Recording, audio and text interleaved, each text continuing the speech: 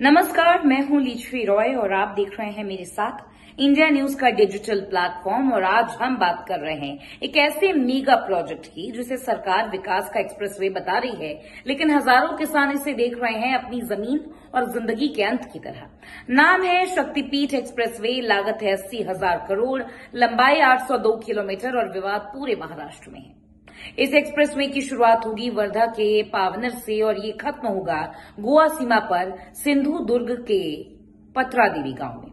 रास्ते में 12 जिले 12 डिस्ट्रिक्ट आएंगे और सरकार कहती है कि ये सड़क 18 तीर्थ स्थलों को जोड़ेगी, जिससे धार्मिक पर्यटन और आर्थिक विकास को बढ़ावा मिलेगा। लेकिन इन दावों, इन क्लेम्स के बीच में एक सच्चाई ये भी है कि 8,615 हेक्टेयर जमीन इस प्रोजेक्ट के लिए ली जानी है और उसमें से लगभग 95% जमीन किसानों की निजी है, पर्सनल है। सबसे ज्यादा जमीन ली जाएगी सोलापुर, यवतमाल और कोल्हापुर से, वो जिले जो राज्य के सबसे ज्यादा उपजाऊ और उत्पादनशील इलाके हैं। सरकार का कहना है, गवर्नमेंट का कहना है कि ये विकास का रास्ता है, डेवलपमेंट का रास्ता है, लेकिन किसान कह रहे हैं कि हमारे खेत काटकर कोई सड़क नहीं बन सकती है। 2024 में विरोध इतना बढ़ा था कि प्रोजेक्ट को रोकना पड़ा था। लोकसभा चुनाव में एनडीए को 12 में से 10 जिलों में हार मिली थी और मुद्दा क्या था? यही एक्सप्रेसवे।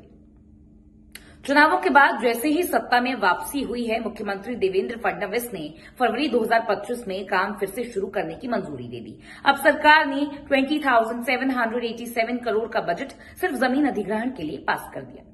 लेकिन सवाल अब सिर्फ जमीन का नहीं है, सवाल है पैसों का। राज्य का कुल कर्ज 2026 तक पहुंच सकता है 9.32 लाख करोड़ तक।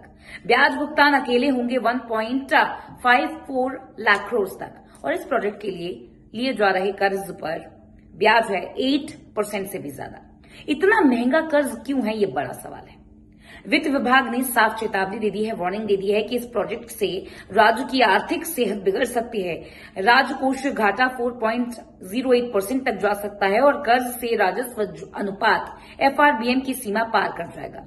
सरल भाषा में कहें तो ये सड़क सिर्फ खेत नहीं लील सकती है, स्कूल, अस्पताल और पेंशन योजनाओं पर भी असर डाल सकती है।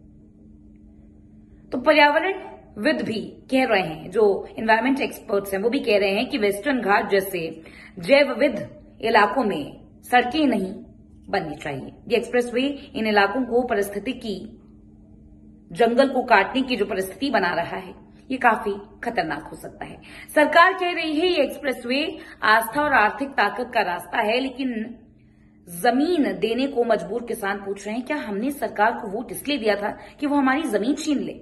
और हम, ये जो आम नागरिक है, वो पूछ रहा है क्या हमने सच में यहां पर 80,000 करोड़ से सिर्फ और सिर्फ विकास के नाम पर ऐसे काम करने के लिए सरकार को चुना जिससे हमारी जमीन, हमारी जिंदगी नष्ट हो जाए?